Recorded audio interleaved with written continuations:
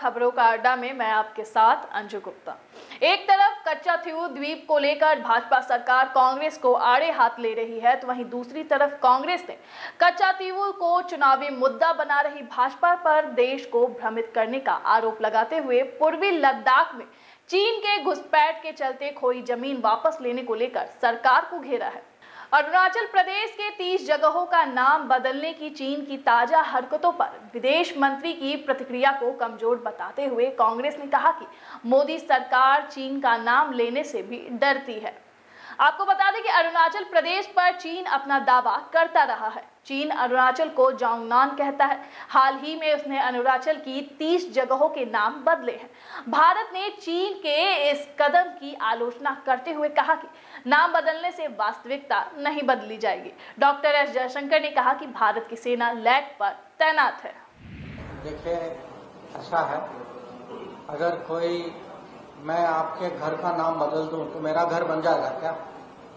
अरुणाचल प्रदेश भारत का स्टेट है, पहले भी था, अभी भी है, आगे भी रहेगा। तो ये नाम बदलने से कुछ नहीं होता। और ये लद्दाख का विषय जो है, नहीं, एक्टिविस्ट होते हैं, अब एक्टिविस्ट के अपने विचार होते हैं। आप सब जानते हैं कि हमारी सेना जो है वो सीमा पे अगर जो भी कोशिश हो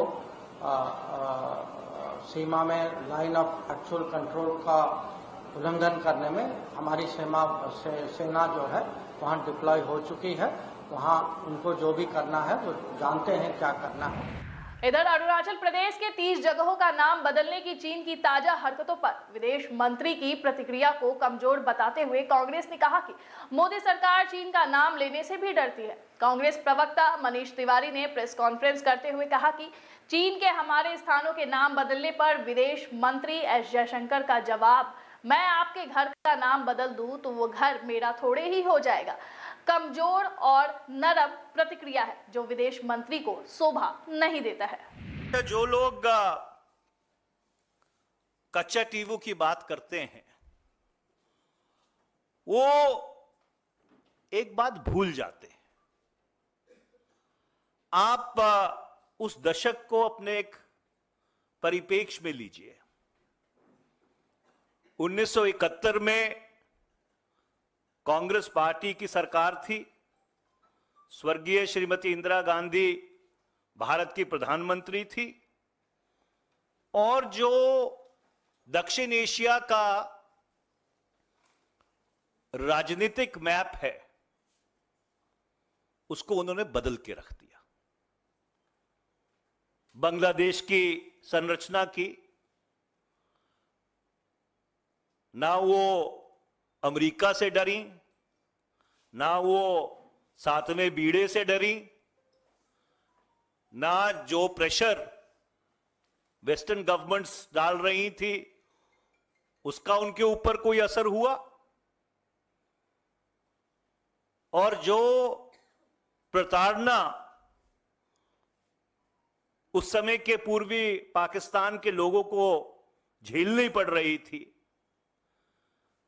कि लगभग 1 करोड़ लोग शरणार्थी हो गए थे, उस पीड़ा का उन्होंने निवारण किया। तो कोई कल्पना भी कर सकता है कि जिस सरकार ने, जिस प्रधानमंत्री ने साउथ एशिया का, दक्षिण एशिया का पॉलिटिकल मैप बदल दिया हो, वो कच्चाथीऊ के ऊपर भारत की एकता, अखंडता, प्रभुसत्ता के साथ क्षणिक भर भी समझौता कर सकती थी। ये किस तरह की हास्यास्पद बात है।